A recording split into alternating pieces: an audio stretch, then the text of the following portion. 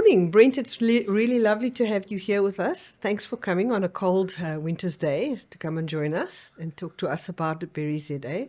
Please introduce yourself and tell us a little bit more. Great pleasure. Thank you for the invitation. It's good to be here. Hopefully seeing towards the back end of winter now, and as we gear up for our 2025 season of blueberry production and exports. So it's a busy time of the year for a variety of reasons. It's great to be here. Thanks for the invitation to have a chat. Berries ZA has been around as a registered organization since 2011. And as an independent organization since around 2019. I've been part of it for the last 3.5 years with no direct background in agriculture, but brought on board to be part of an independent executive team to look after what we need to do as an industry organization, is to support and grow the industry of production of blueberries in South Africa, which also incorporates market access, dealing with our Department of Agriculture, Act 36 in terms of all of our sprays, what we can and can't use, and of course communicating with our members who are the primary producers. Wow, that's quite a mouthful. Your industry has been growing quite rapidly, and I know there's been, price turbulence, particularly a couple of years ago. But you are definitely maturing. As you say, you're getting all the stuff in place and have a lot of it in place already in the last 5 or 6 years. So your industry has really matured and grown in that time. So yes, it was nice to have you to share with us. And you guys are hosting a very exciting event soon, aren't you? But before we go there, what was your background before you got into the... My background was in the sports industry, in fact. Oh, wow, yeah, really? I worked at the Sports Science Institute of South Africa in Newlands, adjacent to the old rugby stadium. Yes. And my entire career was there. Oh, wow. In the medical side. So ended up in the business executive function there for the last 9 or 10 years of my stay at the Sports Science Institute. So that was my business background. Okay. And I think a lot of that business experience was transferable through into this new role that I have within Berries ZA as an oversight, governance, reporting into our board of directors, and making sure the strategy of the organization is clear and delivered on. So how many farmers chat rugby to you and not berries? Well, it's normally berries first, and then we can chat sport afterwards.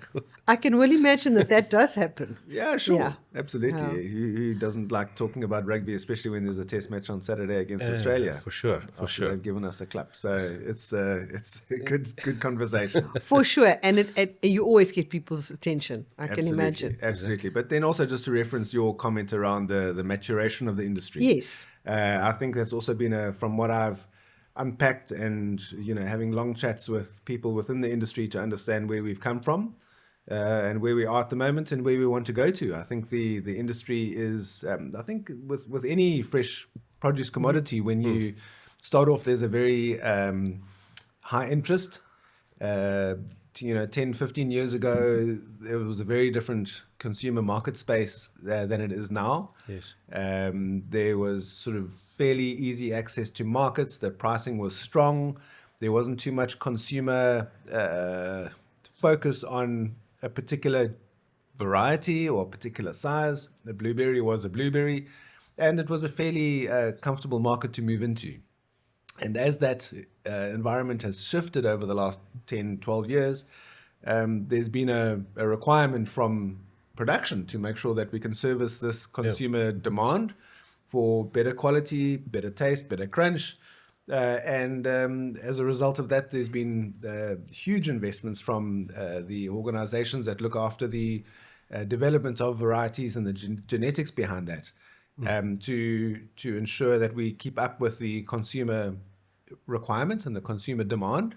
And that has also shifted the requirement on the producer. So the blueberries that were planted in the 1990s aren't necessarily the blueberries that are going to be pushing the upper end of pricing, certainly on the markets these days. And it depends also which market you're looking to export into.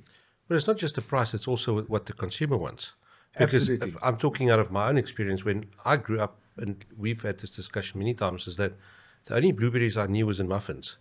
And now, Frozen from yes. imported. And since fresh blueberries became available to us, well, I mean, I've got young kids, they love blueberries, but now the quality that we've been getting in like the local supermarkets is also going up. I had blueberries last night at the function. I was like, these are very nice. They weren't sour or anything. They were very, very nice blueberries. I think it's also about the consistency. So Yes. the quality and the consistency of that quality has shifted quite a bit over the years. So we found as a result of that shift in the requirement on production is that through the course of the life cycle of a blueberry bush, we've had producers, we have producers who are in a position whereby they need to replant to Yes. sort of refresh the orchard with new bushes, and then the criteria now becomes, what do I then plant? The investment into blueberries is not insignificant. It's a That was subtle. it is considerably higher than other fruit commodities. So one has to be very intentional and very specific around the variables that could impact your return, because the cost of investing in blueberries has gone up dramatically. Yes. So you need to do a lot of homework and get a lot of experience around when you look at the kind of microclimate that you're looking to plant in, and making sure that the variety matches that microclimate. I think that's the biggest challenge that producers have, is matching the microclimate to the particular variety that you're growing in the ground. If you can get that right, that's first prize. Okay. And, just as an observer from outside, a decade or two ago, the berry production was mostly in the Western Cape. Now I see it has expanded to places all over Southern Africa. I mean, there are berries being planted in the north of our country, even in the countries to the north of our country. So as you say, microclimate and variety and time of ripening, there's such a wide range of things that one needs to look at. But blueberries, nobody, as Dewald said, we didn't even know about fresh blueberries in our country until, well, as consumers. Yes, maybe there were people growing them, but as consumers getting hold of the stuff in our local supermarkets, that's not a long-term thing. And so it's amazing that we are having the continuity of supply, that they are being grown all over our country, and that they can actually be, that they've been bred to be able to cope with all those different climatic conditions. How involved are you guys with the neighbouring countries in their blueberry production? Maybe just to touch on the first comment around our production areas, and I'll get to our neighboring countries and the kind of conversations that we are having with them. And that also touches a little bit on the IBO summit that we're hosting. Okay. But just around our production regions, yes, historically very much focused in the Western Cape. But for a variety of reasons, there's been more investment in the north over the last 10 years than in the Western Cape. But there's still a majority of production in the Western Cape. We're looking about 55% still of production in the Western Cape. And then the balance is between Limpopo, Mpumalanga, Gauteng, Northwest, little bit in KZN, and the balance is split between those, but probably mostly Limpopo and Mpumalanga. In those regions, there's some decent size production facilities. And the reasons for that is not only the genetics that have become available that require those sort of microclimates and the chill levels for that, but the climate also drives an earlier season. Yes, of course. To the Western Cape. So you'll find that the berries that come out of the north of South Africa come online historically around June, July. You'll start to see a bit of production coming out. And then slowly but surely the production that you'll see on the shelves comes further south. And then the end of the season from October, November, December, probably pushing even into January, you'll see that's when the Western Cape production comes online. And because the majority of production comes out of the Western Cape, you'll find that our peak weeks, in particular to the UK and the EU, that requires a lot more sea freight, will be through the months of October and November. Prior to that, and it's also market dependent, you'll see a majority of air freight. And if we talk about our historic export transit modes, historically it's been 80% air freight, 20% sea freight. And then in the last, because of the pricing, because of the market conditions, that shifted the other way around. Then all of a sudden we had a huge demand on sea freight because of the pricing and we needed still to make it viable. There was a huge demand on sea freight. Especially after COVID. Especially after COVID, yes. And then 2 years ago, we saw this the shortage of production out of Peru. And then all of a sudden, the global pricing went up because of this huge shortage. And that then drove another switch in that we had a majority air freight that year. Because it was the pricing could support that, could sustain that. We could get our berries into the market in a better condition. It didn't have to sit on a vessel for 2 to 3 weeks. So the opportunity arose for us to service markets quickly with great quality production. So it really does depend on circumstances as to what mode of logistics we use to get to market. But I suppose if we would give any regular season, and I don't think there ever is a regular season. Never. No. There's always There's something. never a normal season. Only next year. Next year's a normal season. But I think just given where the pricing is generally, we'll find air freight in the early parts of our season, and that'll shift to sea freight as we get to October, November, our peak weeks. And then as we get towards the end of our season, we'll start to see a little bit more air freight, depending on what the market can supply. Wow. And then we also talked a little bit about the neighbouring countries. So 2 years ago, my colleague LZ Skitter and myself went to visit our friends in Zimbabwe, the Horticulture Development Council, Linda Nielsen. I know Linda very well. Yes, so Linda hosted us there together with a couple of the blueberry growers. And we had a very good trip there. We visited a couple of the farms, and they've really got a great setup in terms of the growers that are doing a good job there. And you'll see that at the beginning of our season as well, as when our Limpopo and Mpumalanga berries come online, even a bit prior to that, you'll see the Zimbabwe berries coming onto our shelves. And I think the relationship with some of the marketing channels that those growers have, a lot of their berries come through into Johannesburg for packing. And if they don't go export, you'll also see Zimbabwe blueberries on our shelves. So there's a very close relationship with how the blueberries in Zimbabwe are sent to market, and that relationship with South Africa. So we have a good connections with Zimbabwe in particular. And then with Namibia, there are also a lot of new projects that are coming online.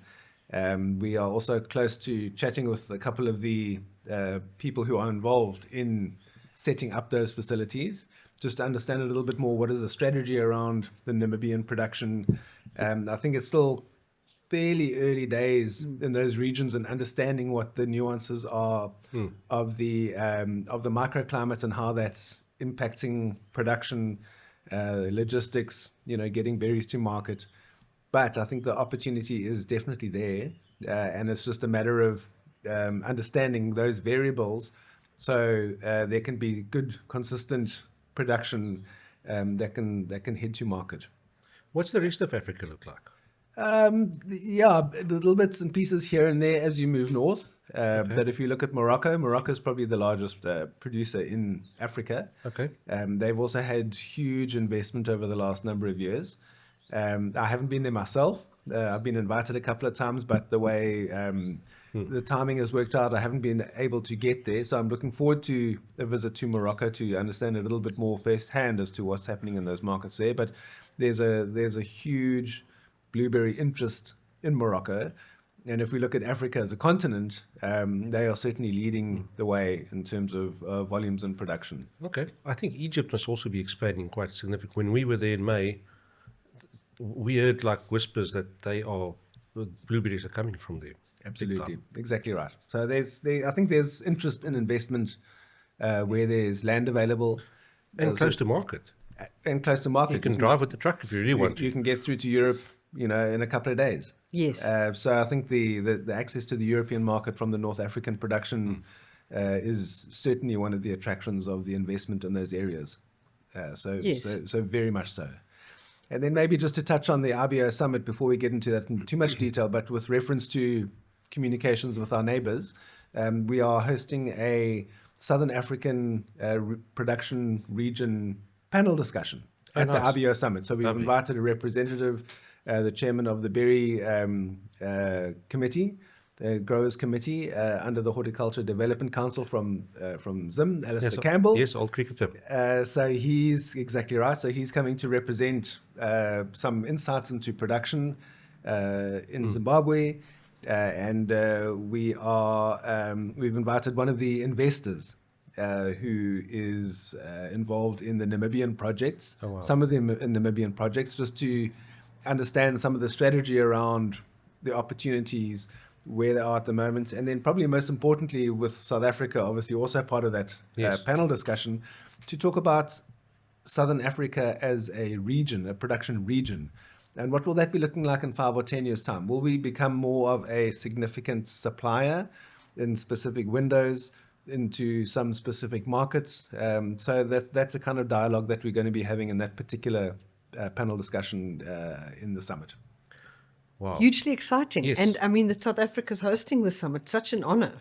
It really is. It really is. So How did that come to? yeah, how did that happen? so South Africa, Berries today is a country member of the IBO, the International Blueberry Organization, and we sit in on their. We're not on their board, so we don't sit on their board meetings on a quarterly basis. We are invited to the AGM, which also includes a bit of a strategic discussion and looking forward and planning. And part of those discussions is always around when is the next IBO summit. They host it generally every 18 to 24 months. And they've also tried to alternate the host being from the Northern Hemisphere and then the Southern Okay. Hemisphere, just to get some Yes. different perspectives and different opportunities for different partnering countries. So about 2.5 years ago, LZ and I were sitting in, and our chairman at the time, Justin Mudge, we were sitting in the AGM. This discussion came up, and we put our hands up and said we would like to submit a proposal for South Africa to host the next summit. The summit after that particular meeting was going to be in Poland, or was held in Poland, 2023. So this was at the beginning of 2023, and at the next meeting we then presented a proposal to the committee, to the board, on what we have to offer, how we see the event playing out, the farms that we can go and visit, and just the justification for bringing the international blueberry community to South Africa, and why we should be showcasing what's happening in our country. So it really is a fantastic opportunity. The board were very happy to consider our application, and we were obviously successful. And that's when we then went to our board, as Berries today, and said, listen, we have this opportunity. They were certainly aware of the fact that we were going to put the proposal together, but now it came to... So now it happened. Now, Now you've got now to it was deal with crunch it. time. You've caught the bus. What do you do with it now? And it was then about managing the risk that came with that. The risk sits with the host country Yes. in terms of hosting the event. So we, as an organizing committee, then needed to start getting buy-in from partners for the event and sponsors. That's how we fund the Yes. event. So without Yes. sponsors, it doesn't happen. It doesn't happen. And you've got a lot of overheads to cover without sufficient sponsorship and buy-in. So I think I remember the next trip that we had was the Fruit Logistica in Berlin. And our mandate from our board was to come back with as much interest as possible in the event, preferably with a couple of signatures. Yes. And just to assess the interest of partners coming to South Africa. There's a lot of international investment in South Africa anyway. But just to gauge the level of interest that these partners were willing to commit to in a South African event. And remarkably, the reception that we got from all of the partners that we were with was full buy-in.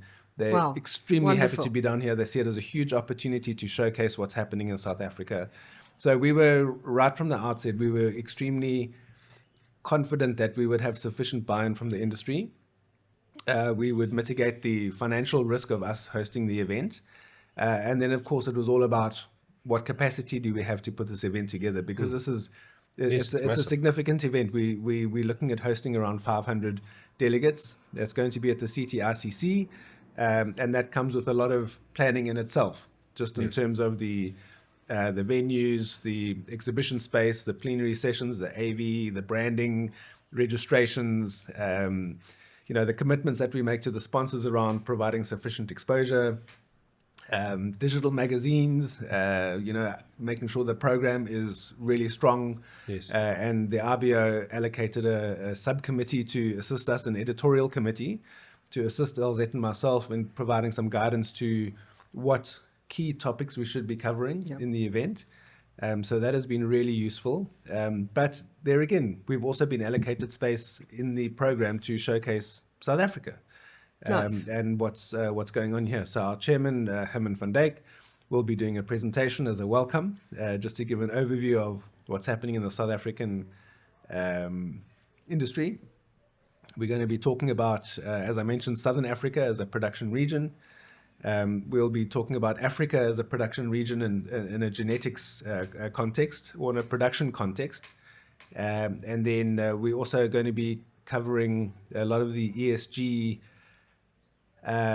opportunities that there are in South Africa, and that's really introducing the journey that CESA has gone through in the last number of years, and the impact that they've had on our agricultural community. Correct. We've got Nick Dicey as chairman of CESA doing an introduction to that session. We've got a grower who's going to be talking about an ESG journey and the South African context, and then David Farrell from Blue North, who guides a lot of strategic design within organizations, within growing organizations, on how to incorporate ESG into your strategy and how to deliver on that. So that's also a nice South African story to tell, and it's a very valuable story to tell, because I think the ESG story globally is becoming more and more relevant. Exactly. So it's great for us to be able to showcase how we manage that locally, and give a case study of how that plays out.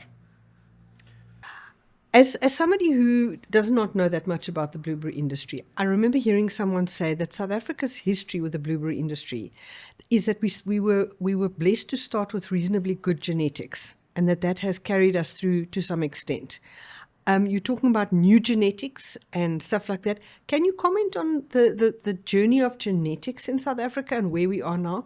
You don't have to mention any particular companies. I know that's difficult, but how do our genetics currently look, or historically and currently look, compared to a lot of other countries that are exporting blueberries? I suppose if we have a look at the historical view, I think it's a combination of the opportunity, the timing, the production skills, if we want to call it that, of our growers, of our farmers. I think the mindset then was, give me the blueberries, I'll grow it. We'll get it done, we'll get it to market. And that was largely successful. In fact, hugely successful at the time. In terms of where we've gone on the genetics route, we pretty much have access to all global genetics varieties from the different suppliers, just through the relationships and the investments that have happened in South Africa over the last number of years. We don't have a lack of access to specific varieties, and we're talking about the newer genetics that will lead the way for the next number of years. So we aren't limited by our options. Then it very much comes down to a commercial relationship that will happen between the grower and the genetic supplier as to what kind of relationship they want to go into. And I think it's been a maturation, sort of a typical life cycle within the fruit commodity space around the growing pains of any fruit commodity, especially when there are genetics involved and IP and a slightly conservative view on how do we navigate this path of sharing information. How do we leverage the value of the IP? How do we protect the IP? But I think in the last 2 or 3 years, certainly since the start of my involvement in the industry, there's been a much more open, sort of mature approach to the production and the engagements and the relationships between genetic suppliers, growing, exports, and opportunities around that. So there certainly has been a shift in the right direction around the historical, very close process around getting access to certain genetics and marketability and those sort of commercial relationships. So if we chat to the guys in the table grape industry, the process that they went through with their genetics over time, Yes. it's similar, and that's pretty much the same with most of the fruit commodities where there's IP involved and genetics. One has to find a comfortable ground where there's sufficient comfort for the organizations that have spent huge amounts of money in developing these genetics and have every right to protect that. Yes. And making it sufficiently viable and comfortable and workable for a producer to grow those genetics and get those genetics to market. Very nice, and I think it also speaks to the maturation of the industry, and also the fact that we have access to world-class genetics now, and that we really are on the world stage and being able to compete internationally with really good genetics that are available from all over the world. Yeah, I think our mindset has to be we can't compete with our neighbor in South Africa. Our neighbor isn't our competitor. Countries that are producing out of South America are our direct competitors because we are competing for shelf space with those countries, Yes. not our neighbor. And Australia, where do they fit into the packet? Because everybody talks about South America. Is Australia a big player? Yeah, they do produce. They don't play too much in our spaces. We are heavily shifted towards the UK and the EU. So 80% of our production ends up on shelves in the UK and Okay. the EU. Australia, not so much. So there isn't too much direct competition from them. I think they service a lot of the Southeast Asian markets due to the Proximity. geography of the nature of that geography.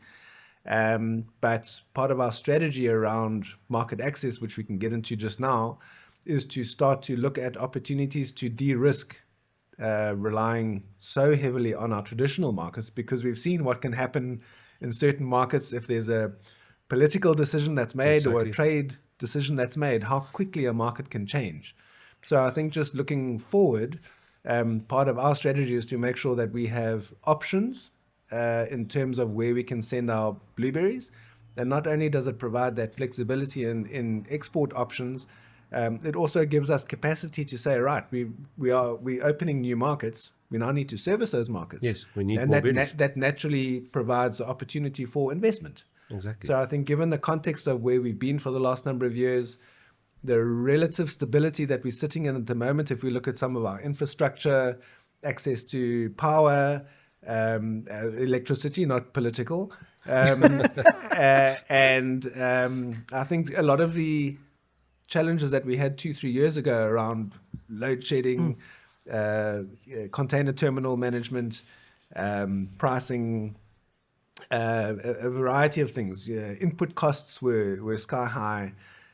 We've had a lot of those variables soften quite significantly, which has taken the conversation around just surviving through those challenges into, right, let's talk about production, let's talk about quality, let's talk about the genetics that we need to be investing in, let's talk about market access opportunity and where that can lead us. So we're having very different discussions now. There's always challenges, make no mistake, but I think the opportunities that we have and the time and effort and energy that we can spend in looking at these new opportunities puts us in a great position, and we're hoping to leverage off the IBO Summit and hosting the global blueberry community to Cape Town and to talk about what's happening in South Africa.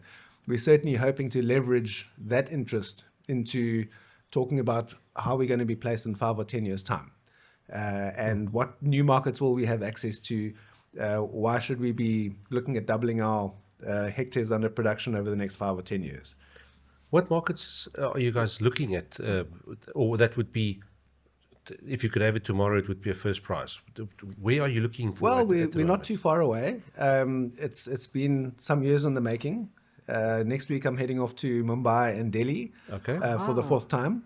And that is specifically to talk about market access requirements with their Department of Agriculture, with their National Plant Protection Organization, Yes. to understand that market. We have submitted our application to them a number of years ago. We've gone through sort of this protocol engagement with them just to understand what are their concerns, how do we mitigate those risks, and that is a process that goes back and forth for a significant amount of time. Yes, we know. And we are fairly close to hosting a verification visit from the Indian National Plant Protection Organization just to come and look at our orchards, to come and have a look at our production methodologies, to look at our pack houses.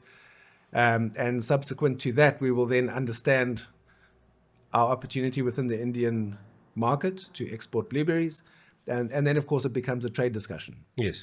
So, in fact, next week we are heading off to this business conclave in Delhi together with our Minister of Trade, Industry and Competition, Parks Tao. Okay. The minister's hosting that conclave there, and we will have the opportunity to also talk about the trade opportunity of getting blueberries or having blueberries exported from South Africa into India.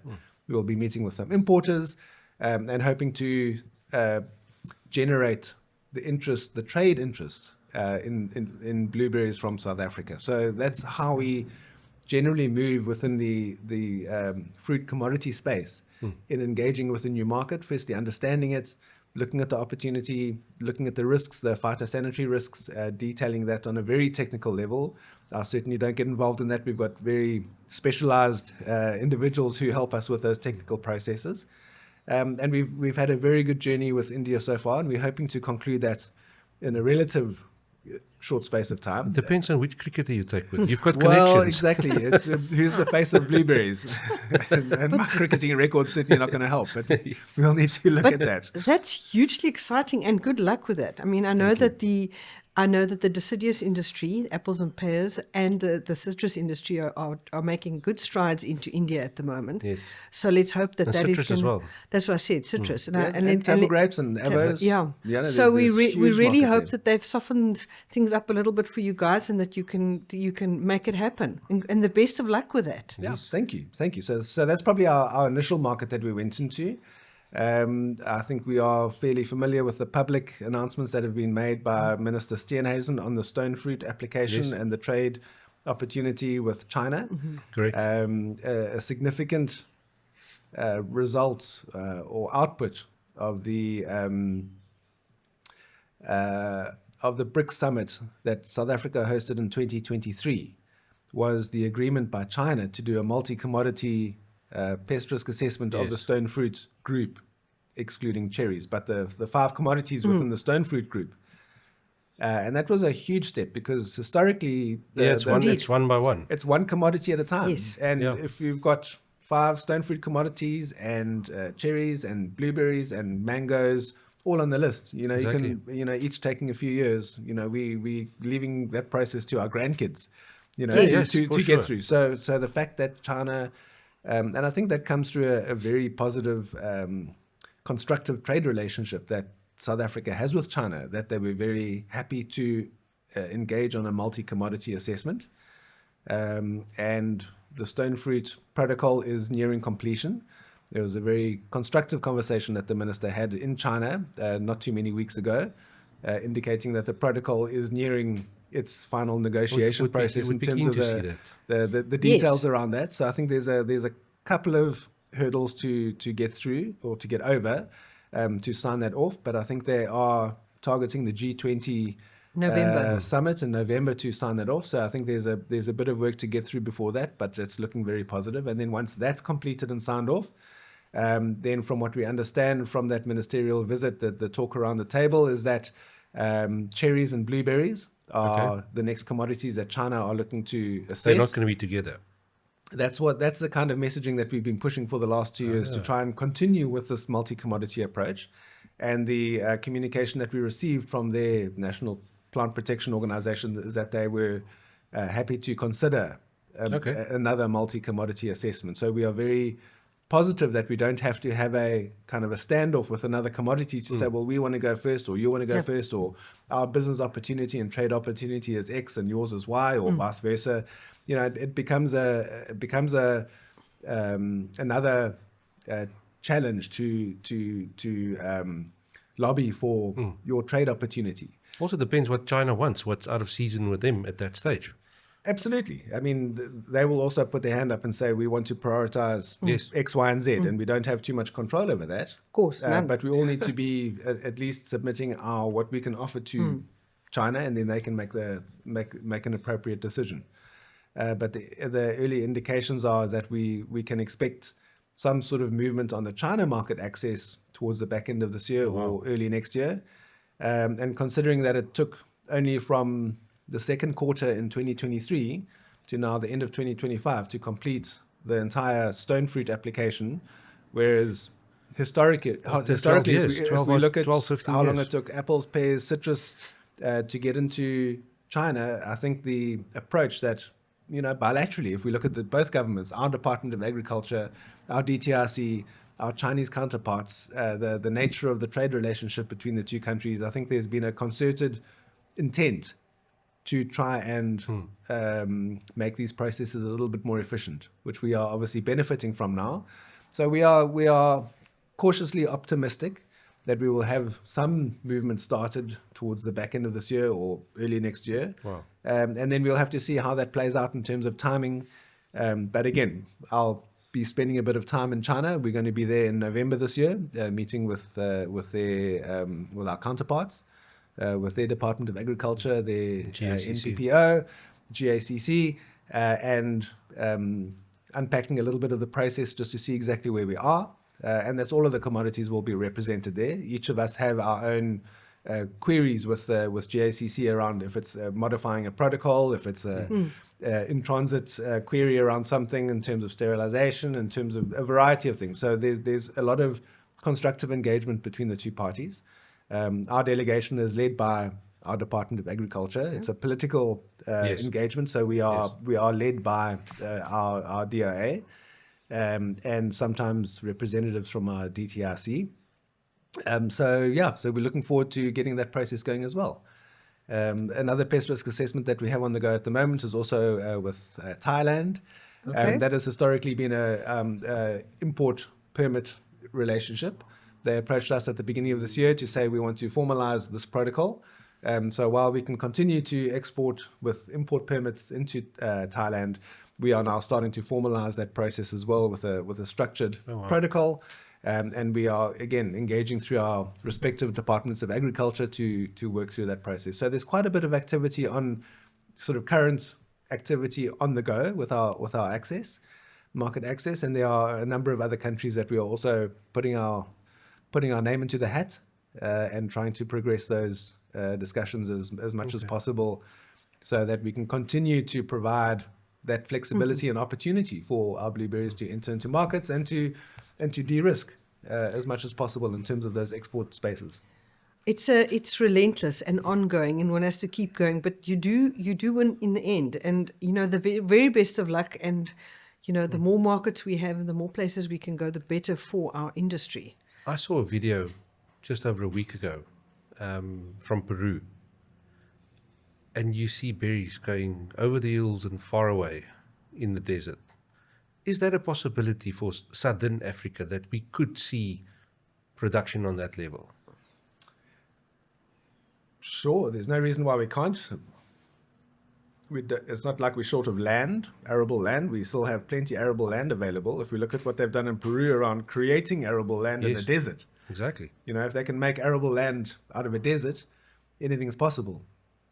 But I think a lot of factors need to be taken into consideration for that, and that is primarily driven by government policy and investment and support and providing the access to infrastructure, water, and of course the markets. If we look at the Peruvian trade industry, they have free market access to all of their trading countries. There are zero tariffs across any of their trading countries, and that's an approach that free trade agreements that Peru has with all of those countries. So whereas South Africa has a slightly different approach to tariff negotiation, reciprocal, and that's another I think we black hole we to don't go down. have enough hours to go through the tariff negotiation discussion.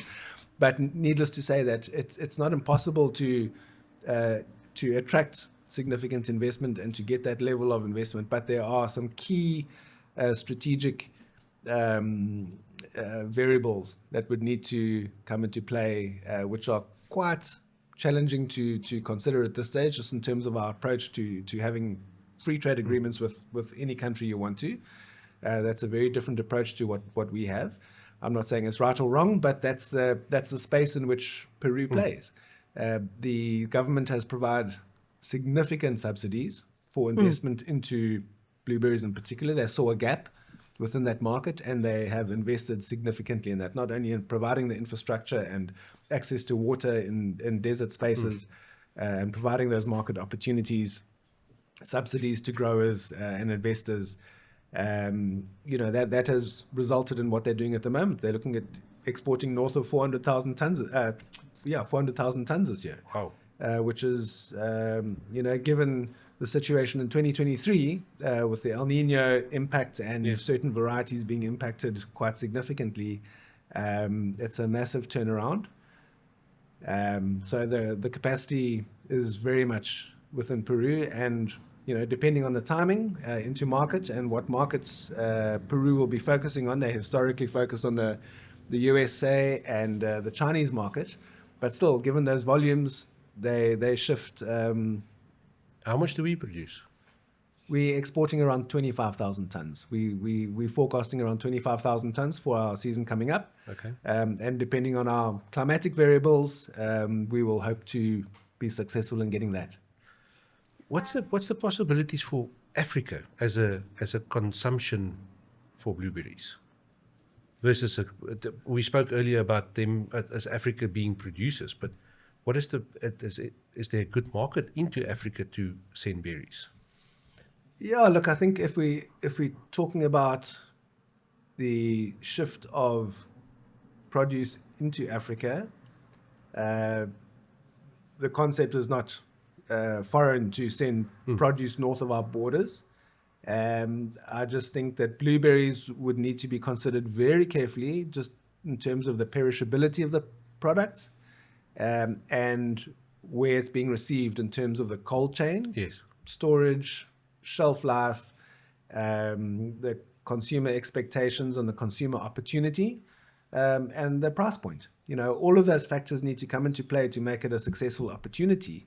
But I think the logistics chains and the cold chains are challenges, not insurmountable, but there certainly are challenges in getting meaningful volumes up north. We have seen production in some of the sort of Central African countries, so there is a little bit of production in those regions, also not without challenges as with everybody. But I'm sure we'll see more interest in production in certain regions throughout Africa that will create more interest in blueberries. And if the infrastructure can support the movement of blueberries up into Africa, it's a region that we need to support without doubt. Okay, I want to change the direction a little bit here. We have, from the time you've arrived, we've spoken about blueberries. But Berry ZA covers more than just blueberries. Absolutely. So I know that blueberries are by far the biggest commodity, but tell us about the other berries that are being produced in South Africa.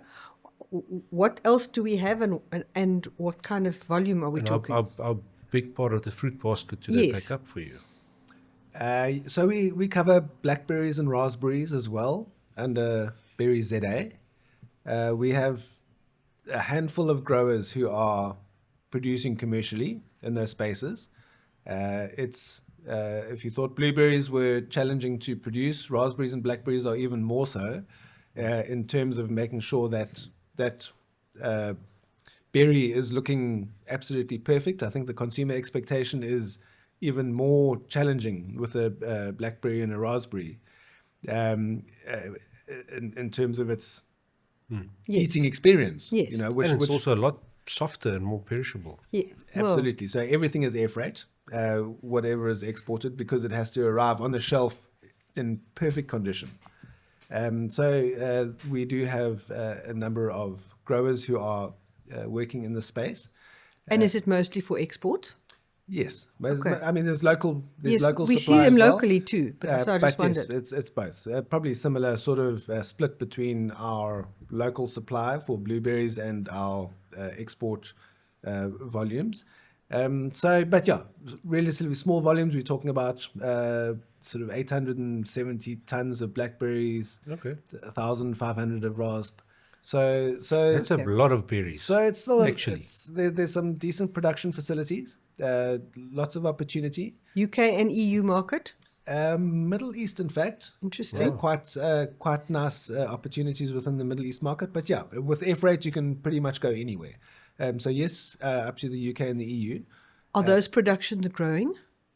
Uh, I wouldn't say significantly at this stage. They're certainly not decreasing. Okay. But we are, we're looking to support as much as possible to, again, try and create more opportunity for the production of blackberries and raspberries. And strawberries doesn't fit into your... No. No, they have their own grower organization. Oh, wow. And they manage their own sort of markets and Are there any engagements. other berry types, even if they're small? Is there anything else? Gooseberries? Yeah. No, Okay. in terms of berries today, we're blueberries, raspberries, and blackberries. Okay. Oh, fantastic. Yeah. Yeah, well, thanks for defining that, because I mean we just immediately spoke about blueberries, understandably because of how big it is. But I just wondered what else fits into the berry category. The summit that's coming to South Africa as Yes, well. that's it. I mean, it's so timeous that we are discussing the summit, and so well, we wish you best of luck for the summit. We hope it goes extremely well. There's no reason it shouldn't. And Brand South Africa is actually still out there and has a far more positive effect than sometimes we as South Africans think. So it's good to know. Yeah. Did you have anything you wanted to ask? I think we are coming up onto the Okay. end of the thing, so we can do our final question. Yes, we have a tradition. It's one of the previous people that we interviewed leaves a question, random question, for the next person without knowing who they are, and it's just a fun way to end things. So no pressure. Here comes your question. Okay, this one, look, some of these things I kind of can know where you're going to go with your question, with your answer. Okay, in the next year, what would your biggest, or one of your biggest, positive contributions be into the South African market? And that's directed at you. Yeah, there's no right answer. It's just your answer. Yeah, it depends if we're talking production or exports, but I think if we're looking at what Berries ZA stands for and what we are here to achieve, it's looking at supporting and growing the South African production of blueberries and also providing the opportunity for the growth of that industry. And I think what we touched on earlier around market access, if we can get protocol signed and sealed, particularly with India in the next 12 months, hopefully even earlier than that, this year would still be wonderful, but we understand what the dynamics are with these processes. But I think if we're talking about 12 months from now, just starting that market access process, that would be a significant step in the right direction for opening up a multitude of doors for looking at the South African market, for investment, increasing production, de-risking in terms of export markets. I think just that strategic goal, having achieved that would be getting our momentum as an industry moving in the right direction quite significantly. So that would be a biggie. That would be a biggie for me. Other than obviously hosting a fantastic IBO summit, which is if you're talking 12 months from today. But yeah, let's talk specifically our industry, and what would make a big impact is managing that market opportunity. Sure. Great stuff. Well, thank you so much for joining us. It's been incredibly interesting. I've learned a lot, and I'm sure you did as Definitely. well. And we look forward to hearing more, seeing the summit and seeing how things pan out with that. And good luck with hosting that. And all the travels, because Yes. I think you're going to be busy before the summit, because there's Logistica Asia and India and everything. So I presume you're going to be spending a lot of time on an aeroplane. Most definitely. Away for the next 2 weeks, 7 flights, 4 countries, and then coming back to the summit, and then we off again to some of the other East Asian countries for some more trade missions. looking for markets, looking for opportunities. But again, thank you for the invitation and hosting. Pleasure. Lovely to chat to you. Thank you. Thanks so much.